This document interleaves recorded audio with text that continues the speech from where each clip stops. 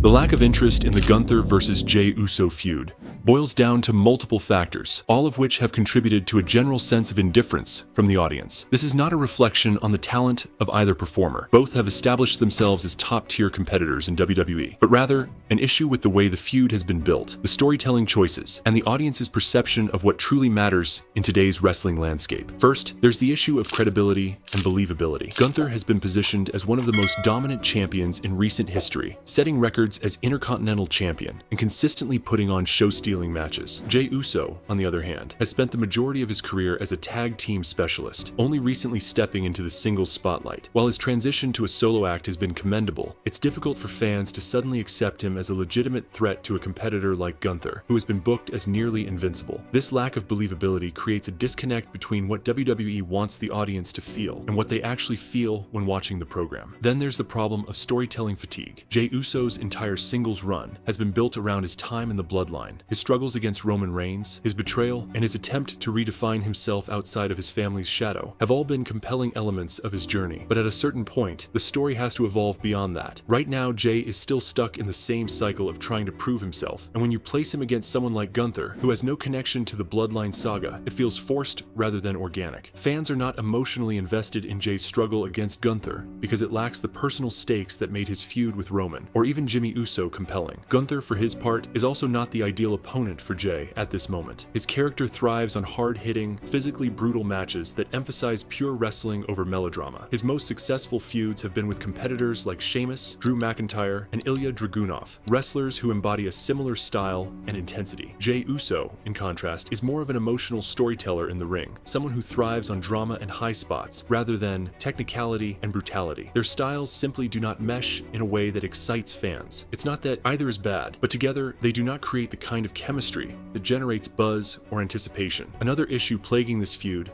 is the lack of originality. WWE has repeatedly fallen into the habit of pairing top stars together simply because they are available, rather than because there is a compelling story that needs to be told. This feud feels like another case of that. Two guys who are in prominent positions, but don't have anything better to do at the moment. This approach rarely leads to memorable rivalries, because there is no strong foundation for why these two should be fighting. The best feuds in wrestling history are built on deeply personal conflicts, strong motivations, and a sense of inevitability. Here, none of that exists. Fan perception also plays a significant role in why this feud isn't clicking. There is a growing sentiment that WWE has not fully capitalized on the momentum Jey Uso had when he broke away from the bloodline. He was one of the hottest babyfaces in the company, yet his booking since then has been uneven at best. He's won some big matches, but he hasn't had that defining victory that solidifies him as a true main eventer. A feud with Gunther, while respectable, doesn't feel like the step forward Jey needs. Fans wanted to see him continue his war with the bloodline, maybe even get a legitimate one-on-one rematch with Roman Reigns, or perhaps enter the world title picture in a meaningful way. Instead, he's being placed in a mid-card feud that, while technically solid, does nothing to elevate his status. Gunther, on the other hand, has been so dominant that many fans feel he should be moving on to bigger things. There is a growing expectation that he should be entering the World Championship scene, possibly even challenging someone like Seth Rollins, Cody Rhodes, or Roman Reigns himself. Instead, he's in a program that feels like a step down, which in turn makes it difficult for fans to care. When a wrestler has outgrown a particular division or level of competition, putting them in feuds that feel like a lateral move creates a lack of excitement. Gunther versus Jey doesn't feel like it is pushing either man forward. It feels like it is stalling both of them. Another major factor is the lack of compelling promos and segments. Some of the best feuds in WWE history have been elevated by strong mic work, emotional storytelling, and engaging segments that make fans invest in the conflict. This feud has lacked that. Neither man is known for their promo ability in the traditional sense. Jey Uso has improved tremendously on the mic, but he still relies heavily on his history with the bloodline to generate emotion. Gunther, meanwhile, is more of a serious, no-nonsense competitor whose aura is built on action rather than words. This dynamic has led to a feud that feels cold. There's no heat, no fire, nothing that makes fans eager to see what happens next. Even the matches themselves, while likely to be solid, do not generate much anticipation. WWE has booked plenty of dream matches over the years, and fans have become conditioned to expect high-quality in-ring action. Simply putting two talented wrestlers in a match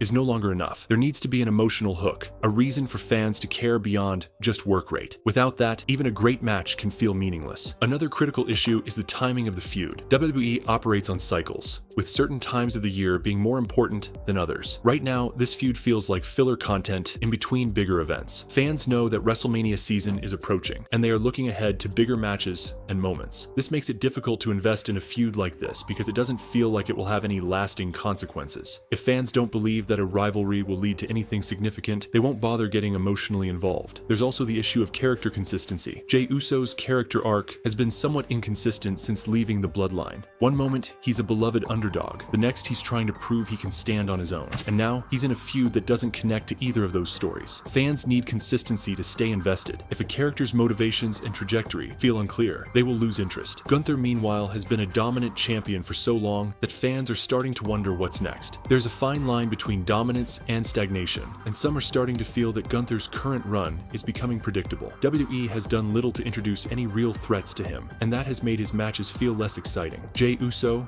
despite his talent, is not being positioned as a legitimate threat to Gunther, which means that fans already assume the outcome of the feud before it even happens. Predictability can be a killer in wrestling. WWE's handling of Jey Uso in the lead up to WrestleMania 41 is a prime example of how poor booking decisions can stall a superstar's momentum rather than capitalize on it. When Jey broke away from the bloodline, it was a moment that had years of storytelling weight behind it. Fans were fully invested in his journey, not just because of his connection to Roman Reigns and Jimmy Uso, but because Jey had organically transformed into one of the most beloved babyfaces in the company. The WWE Universe wanted to see him succeed as a single star, but the way WWE has booked him in recent months suggests they either don't know how to make that happen or don't see him as a true top-tier main eventer. The biggest issue with WWE's handling of Jey Uso is their failure to capitalize on the organic momentum he had coming out of the Bloodline saga. When he first left the faction, he had the chance to be a true breakout star, someone who could step into the world title picture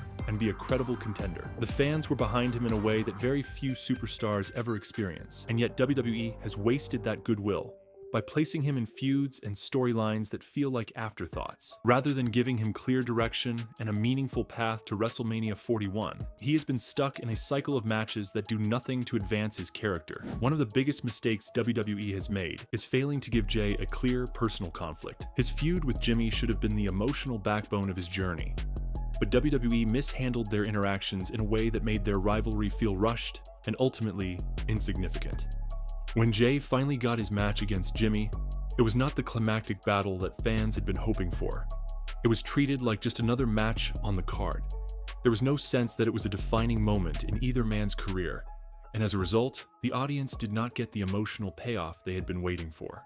Another major problem is that Jey has been booked as an afterthought in major storylines, rather than a central figure. When he first arrived on Raw as a singles star, it seemed like WWE had big plans for him. He was being positioned as a strong babyface, and his interactions with Cody Rhodes and Sami Zayn suggested that he would remain a key player. However, as time has gone on, Jey's role has become less significant. He has been used more as a supporting character rather than someone with his own defined path. Instead of being positioned as a serious main event threat, he has often been used to put over other stars. This has weakened his credibility and made it harder for fans to see him as a top-tier competitor heading into WrestleMania 41. The biggest issue with Jey's booking is that he lacks a true WrestleMania-worthy storyline. At this point in the build-up to the biggest show of the year, top stars should be engaged in compelling rivalries that make fans excited for their matches. Jey, however, does not have that. He has been thrown into random matches and mid-card feuds that feel inconsequential. There's no sense that WWE is building towards something meaningful for him, which is a huge missed opportunity, given how popular he was just months ago. WWE's failure to book Jey Uso as a true main eventer can also be seen in how he is treated compared to other stars who have broken away from dominant factions. Take Cody Rhodes, for example. When Cody left AEW and returned to WWE, he was immediately positioned as a top star. His feud with Roman Reigns was given long-term storytelling, and WWE made sure to present him as a credible world title contender. Similarly, when Seth Rollins broke away from the Shield, he was pushed as a major player, winning Money in the Bank and eventually the WWE Championship. Jey, on the other hand, has not been given the same level of care. Instead of being elevated, he has been stuck in a mid-card holding pattern. One of the most frustrating aspects of Jey's booking is WWE's inconsistent treatment of his character. At times, he is presented as an underdog fighting to prove himself outside of the bloodline's shadow. At other times, he is simply used as a secondary character in other people's stories. This inconsistency makes it difficult for fans to fully invest in him. A good character arc requires steady progression, but WWE has not allowed Jey to develop naturally.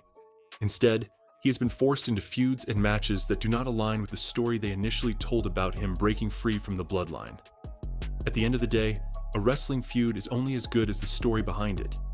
While both Gunther and Jey Uso are talented in their own ways, their feud lacks the necessary ingredients to capture the audience's imagination.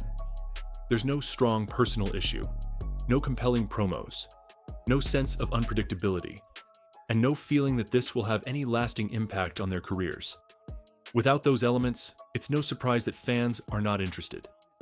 WWE needs to rethink how they build their rivalries, ensuring that every match and storyline has a deeper purpose. Otherwise, feuds like this will continue to fall flat, no matter how talented the wrestlers involved may be.